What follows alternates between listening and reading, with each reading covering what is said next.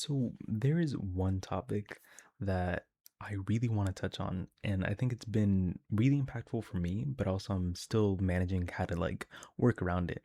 And that one topic is one thing that I have been greatly affected by for like a while, and the majority of people are.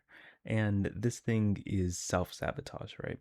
So self-sabotage is when you are kind of like intending to do something, and then you are not understanding, or you are not understanding why you're not doing the thing, right?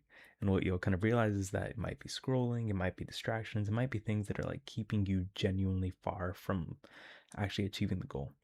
And some of the times it may not even come to the realization for us that it is self sabotage.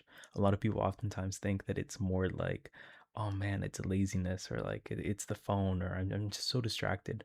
But a lot of times it actually does come down to like, are we self sabotaging ourselves? And it's really interesting to try and layer down the onion of all the things that it could be. Um, and I think that once you kind of just like piece it together, it becomes so much easier to actually just try and rework that self sabotage so that you stop doing it and you start actually achieving your goals. So I read this one book and it's really, really good. And I would definitely recommend it. It's called The Mountain Is You. And basically, there it'll actually just talk about all the little things that contribute to self sabotage, but also just how to work around them. And one of the ones that I definitely resonated the most was just getting started with the work, just doing the work that was required, right? And I think that a lot of it was a fear of mine that if I do the work and if I achieve everything, then I might just outfit my social group. And that realization was actually like what kept me a little bit like from actually just pursuing the work and going all in on it, right? And then I kind of did think to myself as well, the point of life is to just outgrow your social group. It's to outgrow your current self. So obviously, like your higher self has to kind of step in when your current self is at its limits and it needs to like cross a little bridge, right? So you're like your current self is here and your future self is here. And there's like a little chasm, there's a gap. And your current self, he doesn't know how to get there. So then your future self kind of has to step in, right? But that means that your older self has to die a little bit. And I think when like you're just trying to please your social group, that is something that genuinely does take a toll.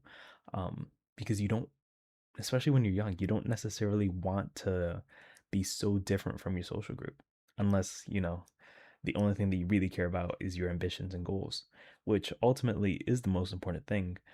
Um, because obviously you'll die alone and you'll die, you came into this earth by yourself, you'll die by yourself. But a big realization of mine was like, oh wow, like a big reason why I'm not pursuing the goals and achieving everything that I want is because I'm still trying to please this imaginary social group, and I'm not trying to like just stand out so much that I no longer kind of like have anything to talk about. um but a big part of life is shedding layers, and it is shedding friends, and it's just being able to take that leap of faith to step into your new self.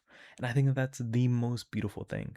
And I think that like at least for me in the past couple weeks, it's been me figuring out that I am at the edge of my current version of myself, Like if this is version 2.0 or 3.0 of me, I really need to hit version 4 because 3.0 is not capable of doing the work that is required.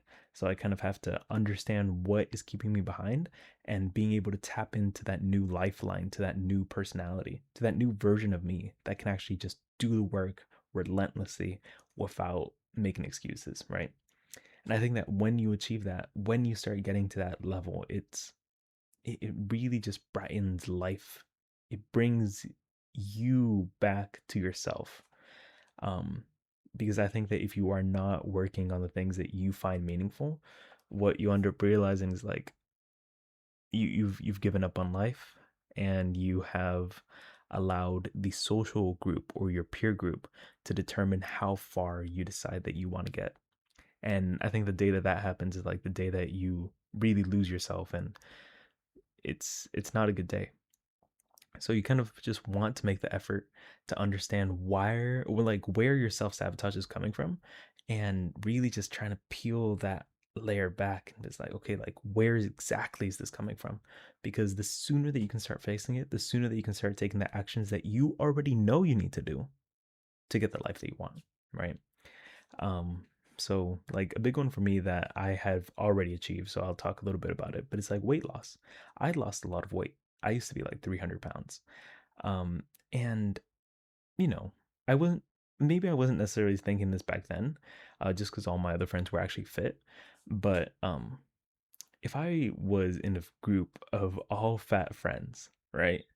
And I was the first one to step out of that and transition into like this fitness kind of lifestyle, and I was to lose all my weight, I'd probably end up shifting out of that fat friend group, because they might kind of be the people that's like, oh, let's go out and eat, and I'm just like, no, like, I have to diet, I have to restrict my calories for today, and then I'm kind of just ousted from the group. And I think that that's how it works a lot in many different regards. I mean, fitness, I never experienced that because all of my friends were kind of in shape. I was the only out of shape person. So I didn't feel like the direct social rejection.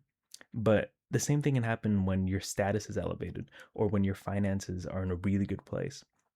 And unfortunately, you have to make the distinction that it's like it is time to shed the version of you that is not capable of achieving what you want. Because it's like, what else is the point of life? There literally is no other point of life but to achieve everything that you want. It's like this is almost like a video game and it's going to zero when you die. Like it is literally going to zero. It is all gone. Zero. Right? So it's like the point of it is just to make the most of it, right? Is to do the work that you love with the people that you love whenever you want. It's like you want freedom, right? And the freest that you can be is when you don't self sabotage, right? Because you actually do what you say that you were going to do, and you do it with your full heart and your full intention. And this is where like real growth comes from. But you have to be able to recognize that you are self sabotaging, even though you might think that it's just you getting distracted or you not, wanting to do the work, or you feel like it's misaligned. Because if you've already like checked off those boxes and you realize that it's not misaligned, it's not like all those other things, it's very difficult to sometimes just admit that you might be self-sabotaging. But once you do, you start earning your freedom back and you start earning your own respect. And it's like when you can start earning your own respect because you do what you say that you're going to do, you will inevitably just step up to version 4.0, right? Because the version 4.0 is the one that does all the hard work. He already has the accomplishments that you want because he has refused to allow himself to self sabotage, or he has refused to allow his social group to subconsciously just drag him down because he knows what he wants out of life and he's too determined to let it go. And he's willing to give it up because he loves his goals more than anything else. And Alex Hormozy defines love as what you're willing to give up for something. And I love that because it's like, I think I'm willing to give up a lot more than I realized that I was willing to give up for everything that I want. And then include social rejection, even from the people who you love the most. Because sometimes, yeah, it might be very difficult if your status begins to rise a little bit, or, your income rises significantly compared to your peers. It might be a pretty difficult place to be. But it's like, I'm not going to say that life should always be a single player game because you want to have great relationships, but you'll realize that relationships shed and it's like life sheds. So you might as well embrace it and actually just get everything that you want out of life. But this was my current realization on self sabotage and just the role that it plays in getting what you want out of life and the reason why sometimes it can be difficult, right? But as soon as you understand why you're actually doing it and you're willing to accept the trade off, then you can actually just delve straight into the work because what you'll kind of realize is like, okay, once you can put a name to it, right? Like if it's a certain person that you're fearing rejection from, put a name to it, right? And if you say like, oh, it's John's opinion, and I'm just like, John is gonna let me just like, have this shitty life. And if the answer is no, then the best thing that you can do is you like when you do that, you will have tunnel vision. you will just like see the goal and be like, okay, I gotta get it now.